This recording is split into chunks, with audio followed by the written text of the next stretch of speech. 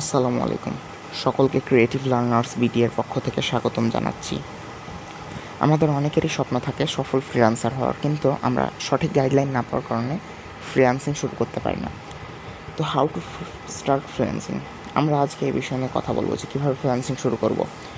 তো ফ্রিল্যান্সিং শুরু করার জন্য আমাদেরকে যে কোনো একটি স্কিল অর্জন করতে হবে। সেটা হতে পারে ভিডিও এডিটিং, হতে পারে প্রোগ্রামিং, হতে পারে ওয়েব ডেভেলপমেন্ট, হতে পারে গ্রাফিক্স ডিজাইন, হতে পারে ডিজিটাল মার্কেটিং অ্যাটসেট্রা, অনেক কিছুই হতে পারে। তো এখন এইখানে আবার অনেকজন টেনশন থাকে যে আমি যে আজকে যে স্কিলটা শিখছি এটা কি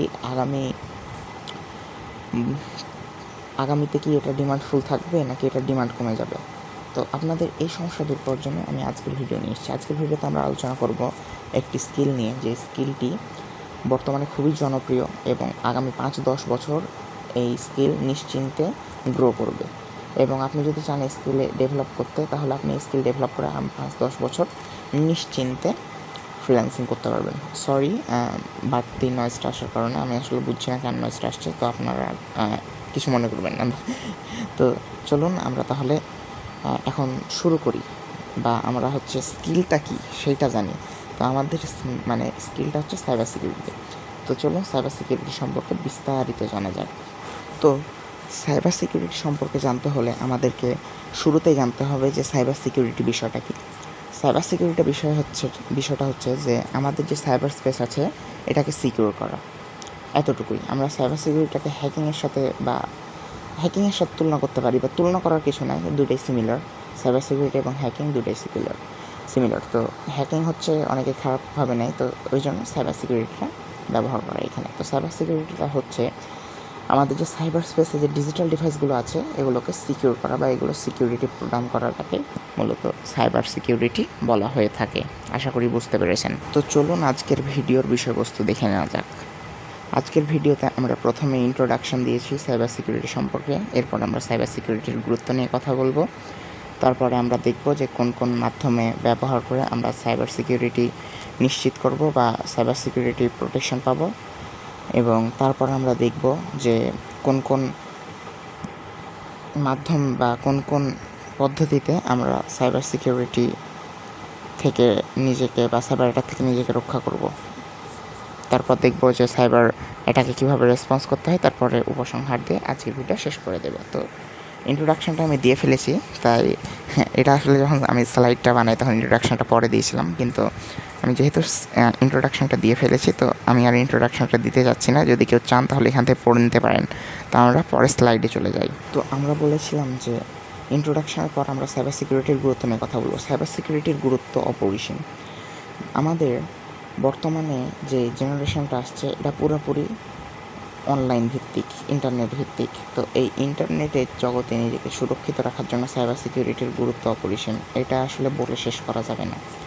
আপনারা যদি সাইবার সিকিউরিটি সম্পর্কে কোর্স চান বা ইথিক্যাল হ্যাকিং সম্পর্কে ফুল কোর্স চান, তাহলে অবশ্যই কমেন্ট করবেন। আমি পরবর্তীতে ইথিক্যাল হ্যাকিংয়ের উপর ফুল কোর্স নিয়ে আসার চেষ্টা করব। এবং সাইবার সিকিউরিটির গুরুত্ব যদি আমি ছোট্ট করে বলে রাখি, আমাদের জীবনে আইন শৃঙ্খলা বাহিনীরা যেমন আমাদেরকে বিভিন্ন নিরাপত্তা দিয়ে আমাদের জীবনকে সুরক্ষিত রাখে বা আমাদের বিভিন্ন অপরাধ থেকে আমাদেরকে সুরক্ষা দেয়, তেমনই সাইবার সিকিউরিটিটাও ঠিক একই রকমভাবে কাজ করে। এটাও আমাদেরকে বিভিন্ন সাইবার অ্যাটাক থেকে রক্ষা করে। সো সাইবার সিকিউরিটির ইম্পর্টেন্স অনেক। আর আমি যদি আরেকটু ক্লিয়ার করি, সাইবার সিকিউরিটির মাধ্যমে একজনের জীবন ধ্বংস করা যাবে, আবার একজনের জীবন গড়া যাবে। তো এই বিষয়টাকে আমরা একটু ক্লিয়ার করি। এই বিষয়টা হচ্ছে, সাপোজ আপনি কারো ডিভাইস হ্যাক করলেন, ডিজিটাল ডিভাইস, সেখান থেকে অনেক পার্সোনাল তথ্য পেলেন এবং সেই পার্সোনাল তথ্যগুলো আপনি অনলাইনে লিক করে দিলেন ইন্টারনেটে, অথবা তার অ্যাকাউন্ট ব্যবহার করে আপনি একটা আইনি ওয়েবসাইট হ্যাক করলেন, তাহলে কী হবে? সে কিন্তু ফেঁসে যাবে, তার জীবনটা ধ্বংস হয়ে যাবে। আবার সাইবার সিকিউরিটি দিয়ে কিন্তু জীবন গড়া যায়। যেমন আপনি চাইলে সাইবার সিকিউরিটির একটি স্কিল অর্জন করে আপনি বিভিন্নভাবে ফ্রিল্যান্সিং করে লাখ লাখ কোটি কোটি টাকা ইনকাম করতে পারবেন। তো সাইবার সিকিউরিটির অনেকগুলো সেক্টর আছে, যেমন র্যানসমওয়্যার মেকিং, তারপর হচ্ছে ম্যালওয়্যার অ্যানালাইসিস, তারপর হচ্ছে রিভার্স ইঞ্জিনিয়ারিং, ক্রিপ্টোগ্রাফি, দেন হচ্ছে আপনার আরেকটা কী যেন ছিল আমি ভুলে গিয়েছি, ডিজিটাল ফরেন্সিক। এগুলো হচ্ছে সাইবার সিকিউরিটির একটা স্কিল। তো একজন সাইবার সিকিউরিটি এক্সপার্টকে সবগুলোই জানতে হয় একটু একটু করে, তবে আপনি চাইলে যে কোনো একটা বিষয়ের ওপরেও আপনি বিশেষজ্ঞ হতে পারবেন। এবং সাইবার সিকিউরিটির জন্য প্রোগ্রামিং ল্যাঙ্গুয়েজও শিখতে হয়, সেটা পরে শেখা যাবে, সমস্যা নয়। প্রোগ্রামিং ল্যাঙ্গুয়েজ সম্পর্কেও টিউটোরিয়াল পাবেন আমার এই চ্যানেলে। তো বুঝতে পারছেন সাইবার সিকিউরিটির গুরুত্ব কত, এবং এটা ভবিষ্যতে পরবর্তী 10 বছর পর্যন্ত বা 5-10 বছরে এটার ডিমান্ড আরও বাড়বে, কমবে না কখনো। এবং আপনি চাইলে শুধু এই একটা স্কিল দিয়েই আগামী 5-10 বছর নিশ্চিন্তে ফ্রিল্যান্সিং করতে পারবেন। সো এরপরে স্লাইডে চলে যাই। তো সাইবার সিকিউরিটির গুরুত্ব সম্পর্কে জানার পর এবার আমরা জানবো যে সাইবার সিকিউরিটির থেকে নিজেকে রক্ষা করার কিছু পদ্ধতি। তো এখানে আমি 3টি পদ্ধতি উল্লেখ করেছি, আরও অনেক পদ্ধতি আছে। তো 3টি পদ্ধতি সম্পর্কে বিস্তারিত জানা যাক। অ্যান্টিভাইরাসটা হচ্ছে আপনার কম্পিউটার বা আপনার ডিজিটাল ডিভাইস বলি আমরা, এখানে কম্পিউটার বা মোবাইল উল্লেখ না করি। আপনার হচ্ছে ডিজিটাল ডিভাইসে যদি কোনো ভাইরাস থাকে, অ্যান্টিভাইরাসের মাধ্যমে আপনি সেই ভাইরাসটিকে রিমুভ করতে পারবেন। এবং হ্যাকাররা বিভিন্ন ভাইরাস, ম্যালওয়্যার, কিলগার, তারপর হচ্ছে বিভিন্ন ক্ষতিকর ম্যালিসিয়াস সফটওয়্যার দিয়ে আপনার বিভিন্ন তথ্য হাতিয়ে নিতে পারে অথবা আপনার ডিজিটাল ডিভাইস নষ্ট করে দিতে পারে। এই জন্য অ্যান্টিভাইরাস ব্যবহার করতে হবে। এবং পরবর্তীতে হচ্ছে মাল্টিফ্যাক্টর অথেন্টিফিকেশান। এই মাল্টিফ্যাক্টর অথেন্টিফিকেশানটা মূলত 2 ফ্যাক্টর অথেন্টিফিকেশান চালু করি ওইটাই। এটার সাহায্যে আপনারা আপনাদের সুরক্ষা নিশ্চিত করতে পারবেন আরও জোরালোভাবে। কারণ যদি কোনো হ্যাকার আপনার আইডি পাসওয়ার্ড পেয়েও যায়, তাও সে লগ ইন করতে পারবে না বা আপনার আইডি অ্যাক্সেস নিতে পারবে না। কারণ 2 ফ্যাক্টর অথেন্টিফিকেশনের মাধ্যমে আপনার মোবাইল নম্বরে একটি ওটিপি যাবে, সেই ওটিপিটি ছাড়া সে লগ ইন করতে পারবে না। এরপরে আছে এনক্রিপশনের উপর বিস্তারিত আমার একটা টিউটোরিয়ালই থাকবে, যেখানে আমি এনক্রিপশন সম্পর্কিত সকল মেথডগুলো আপনাদেরকে দেখাবো।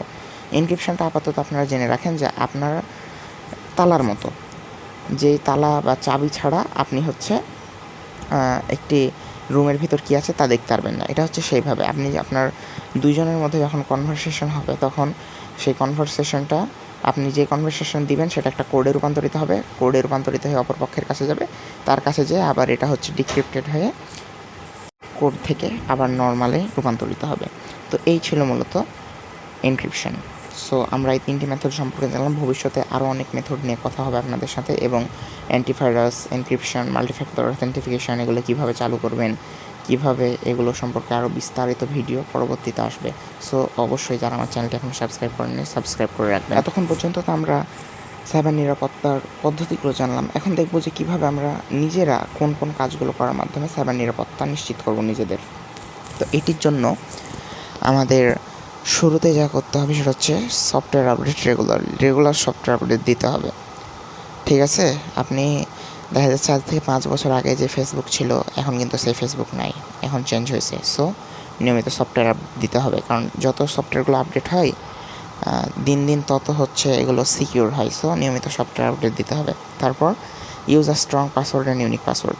এখন দেখা যাচ্ছে আপনার নাম রহিম, আপনি পাসওয়ার্ড দিলেন রহিম 1234 অথবা রহিম খান, তাহলে তো হলো না, হ্যাকার আরামে আপনার পাসওয়ার্ডটা ডিটেক্ট করে ফেলবে। তো এই জন্য পাসওয়ার্ডে বড় হাতের অক্ষর, ছোটো হাতের অক্ষর, তারপর হচ্ছে স্টার চিহ্ন, হ্যাশ চিহ্ন, $সাইন, নাম্বার, তারপর হচ্ছে অ্যালফাবেটস ইত্যাদি ব্যবহার করতে হবে। ইত্যাদি ব্যবহারের মাধ্যমে পাসওয়ার্ডটা জোরালো করে তুলতে হবে। এরপর হচ্ছে নিজে সাইবার সিকিউরিটি সম্পর্কে জানুন, এবং আপনার যে এমপ্লয় বা পারিবারের যে লোকজন থাকবে তাদেরকেও এটা সম্পর্কে শেখান। এখন আপনারা যদি চান তাহলে আমি হচ্ছে সাইবার সিকিউরিটির একটা ফুল কোর্স নিয়ে আসবো, যেখানে আমি সকল গুরুত্বপূর্ণ বা অপরিহার্য বিষয়গুলো আপনাদেরকে শেখাবো।